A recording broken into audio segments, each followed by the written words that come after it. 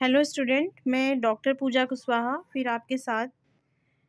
जैसा कि बच्चों ने बताया था, उन्हें बीए फर्स्ट सेमेस्टर वालों को इंग्लिश सेकंड पेपर जो कि आपका स्टोरीज़ का है, हेल्प के लिए चलिए मैं आपको ओवरव्यू बता देती हूँ, जिससे आपको आसानी रहेगी समझने में स्टोरी और आप जल्द से जल्द इसे कवर कर सकते हैं अपने एग्ज़ाम के लिए।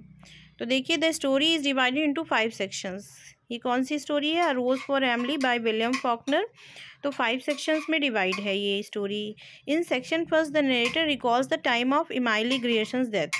फर्स्ट सेक्शन में इमाइली ग्रियर्सन जो एक मेजर कैरेक्टर है, उनकी डेथ के बारे में दिखाया जा रहा है और and how the entire town attended her funeral in her home. और उसके वो घर में जो एक वो बूढ़ी, अब वो ओल्ड एज की हो चुकी है, तो उसके घर में उसके फ्यूनरल यानी दाह संस्कार के लिए सभी लोग अटेंड हुए हैं, टाउन के लोग उसके दाह संस्कार के लिए। Which no stranger had entered for more than 10 years. ठीक है, और वो लोग 10 साल से इसके घर में नहीं आए हैं, एमाइली के घर में। इन अ वंस एलिगेंट अपस्केल नेबरहुड। ठीक है, नेबरहुड जो आपके जो पड़ोसी हैं वो भी आए हैं। Emily's house is the last vestige of the grandeur of a lost era. और इमाइली का जो हाउस है वो बहुत ही बड़ा हाउस है, अपने टाउन में वो बहुत अमीर है। ठीक है, फिर दिखाते हैं कि जो कॉलोनल, अब फ्लैशबैक दिखा रहे हैं, कॉलोनल सर्टोरिस जो है वो टाउन का प्रीवियस मेयर रह चुका है, टैक्स ऑफिसर। उसने इमाइली के सारे टैक्स जो थे वो माफ़ करता था उसके before her father's death justify the action by claiming that Mr Grierson had once lend the community a significant sum. वो इमाइली के जो फादर थे उनका टैक्स जो है माफ़ कर देता था। ठीक है, तो जो मिस्टर ग्रियर्सन, लेकिन अब क्या हुआ है, मिस्टर ग्रियर्सन मतलब उनके पिता, क्योंकि उन्होंने टाउन के लिए और लोगों के लिए बहुत कुछ किया था, वो उस टाउन में सबसे अमीर आदमी थे, रिच पर्सन थे। फिर क्या हुआ, इमाइली जो है फिर टैक्स ऑफिसर चेंज हुए। वो जो पहले जो टैक्स ऑफिसर थे, मेयर थे, उनकी डेथ के बाद में टैक्स ऑफिसर चेंज हो गए। ठीक है, तो वो इमाइली को कहने लगे कि तुम्हें टैक्स पे करना है। ठीक है, और official should that the officials should talk to colonel Sartoris about the matter. उसके बाद क्या होता है कि वो अपने सर्वेंट से कहती है, अचानक जो है टैक्स ऑफिसर की टीम उसके घर जाती है। फ्लैशबैक दिखा रहे हैं, पहले देखिए आपको क्या दिखाया गया था, उसकी डेथ के बारे में दिखाया जा रहा था। अभी फ्लैशबैक होकर के जो मेच्योर है तब का सीन दिखाया जा रहा है कि वो अपने सर्वेंट से, जो जिसका नाम टोब है, कि उन्हें घर से बाहर निकालो, जो ये टैक्स ऑफिसर्स आए हैं टैक्स लेने के लिए। ठीक है, फिर हम सेक्शन सेकंड में आते हैं, जहां नरेटर डिस्क्राइब्स करता है कि उस समय वो कितने साल के 30 ईयर्स पहले की बात है कि इमाइली जो है एक ऑफिशियल इंक्वायरी आई थी। ठीक है, कि उसके घर से बहुत बदबू आ रही है। ठीक है, order, her father just died, उसके पिता की मृत्यु हो चुकी थी और इमाइली के घर में कोई भी मैन आता नहीं था शादी के लिए उस समय। मतलब कि उनके पिताजी चाहते थे हम अपनी बेटी की शादी उससे करेंगे जो सबसे ज़्यादा अमीर हो, तो कोई अमीर उनकी तरह था नहीं, तो उसकी शादी नहीं हो पाई। फिर जो है जज स्टीवेंस जो मेयर हैं उस समय के, वो कभी कभी जाया करते थे उनके घर with in a couple of weeks. लेकिन जब बदबू उसके घर से जब आ रही थी तो ऑर्डर, मतलब सारे टाउन्स पीपल बहुत परेशान हो गए, तो उन्होंने इमाइली के घर में पूछा, उसके पे सबसे पहले नौकर से पूछा।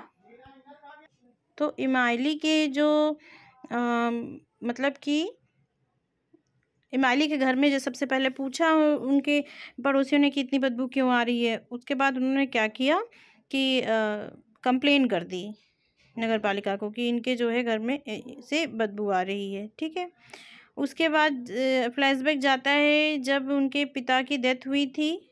ठीक है, कंडोलेंस के लिए लोग आए थे उसके घर। Emily states that her father is not dead. वो इतनी शॉक्ड हो जाती है, वो एक्सेप्ट ही नहीं करती उसके पिता की मृत्यु हो गई। तो 3 दिन तक उसे अपने उसे अपने अपने पिता को गोदी में लेकर लेटी रहती है और बड़ी मुश्किल से पड़ोसी उसके पिता की डेड बॉडी जो है ले जाते हैं। अब हम सेकंड थर्ड सेक्शन में देखते हैं कि नरेटर डिस्क्राइब्स करता है कि एक long illness that Emily suffers after this incident. The summer after her father's death the town contracts workers to pave the sidewalk and the construction company.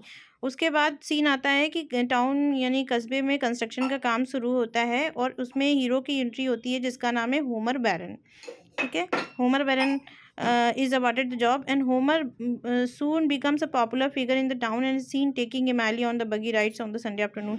अब वो क्या होता है, इनमें लव इमाइली और होमर बैरन में लव स्टार्ट हो जाता है। वो लोग मिलते हैं, एक दूसरे से इंक्रीज करते हैं और वो they feel that she is forgetting her family pride and becoming involve with a man beneath her station.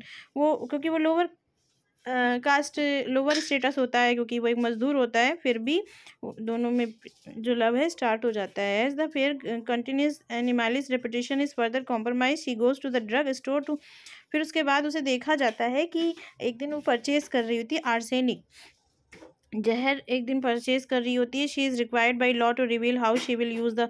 फिर जो आपके शॉपकीपर है वो कहते हैं इसका क्या करोगी, फिर वो कोई एक्सप्लेनेशन नहीं देती है और वहाँ से फॉर रैट्स चूहा मारने की दवा जो है वो ले आती है। अब हम सेक्शन 4 में देखते हैं, जो नरेटर है वो डिस्क्राइब्स करता है कि इमाइली के जो टाउनशिप वाले वो डर रहे थे कि ऐसा तो नहीं इमाइली अपने आप को जहर खा के मार डालेगी, क्योंकि होमर से उसकी शादी हो नहीं पाई थी, तो वो शायद वो अपने आप को जो है ख़त्म करना चाहती हो।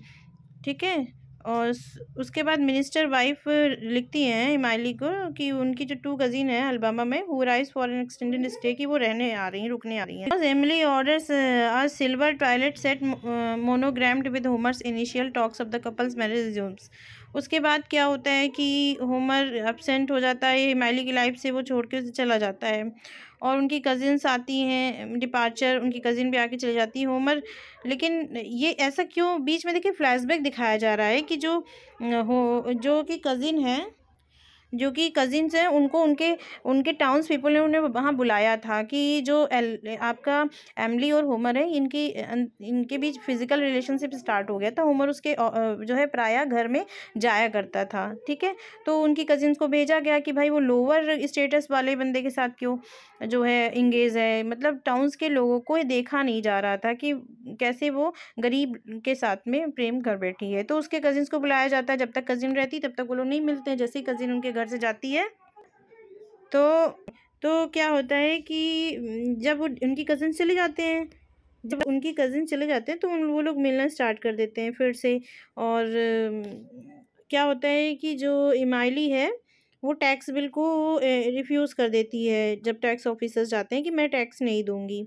ठीक है, और only the servant is seeing going in out of the house. Servant ही देखता था कौन आता है कौन जाता है। अब हम सेक्शन 4 की बात करें तो हम देखते हैं, सेक्शन 5 की बात करें तो हम देखते हैं कि नरेटर डिस्क्राइब्स करता है कि क्या हैपन होता है। फिर से जो फर्स्ट सेक्शन में इमाइली की डेथ के बारे में दिखाया जाता है कि इमाइली मर जाती है काफ़ी ओल्ड एज के बाद। Emily's body is laid out in the parlour and the women town's elders and 2 cousins attendant service. ठीक है, वो क्या नाम है कि आपका जो है जो घर है उसमें इमाइली की डेड बॉडी लिटा दी गई है। उसके तो क्या होता है कि जो विमेन आ रही हैं टाउन के एल्डर्स वो देखते हैं, कज़िन अटेंड करते हैं कि आखिर क्या हुआ है, क्योंकि अब बहुत सालों से उसके घर में कोई गया नहीं और सबसे सेकंड फ्लोर में जहाँ वो सोती थी वहाँ पे उसके नौकर भी नहीं गया। तो after some time has pass the door to sealed upstair room, जो ऊपर का रूम है वहाँ पर लोग जाते हैं और देखते हैं कि जो रूम है इज़ अ फ्रोज़न टाइम, बिल्कुल जम सा गया है। और वहाँ पर देखते हैं जैसे कि वेडिंग, जैसे शादीशुदा लोगों का रूम होता है वैसे ही बिल्कुल सजा हुआ है, कहीं श्रृंगारदानी है, कहीं वहाँ पर देखते हैं जगह जगह गिफ्ट हैं जो कि मैन के लिए, कहीं आपके वॉच है, आपका इत्र है या परफ्यूम है, हैट है, तो बहुत सारे गिफ्ट्स रखे हुए हैं होमर बैरन के लिए। और वहाँ पर होमर जब वो क्या नाम है कि उनके बेड से दीवान मतलब एक होता नहीं कर्टेन पर्दा होता है मच्छरदानी की तरह, जब उसे खोलते हैं तो उसमें देखते हैं कि होमर बैरन की बॉडी भी वहाँ पर मिलती है जो कि पूरी कंकाल तंत्र में परिवर्तित हो चुकी है। और जस्ट बगल में जो है जो दूसरा पिलो होता है उसमें आपका इमाइली के बाल मिलते हैं जो कि किसके थे, इमाइली के थे।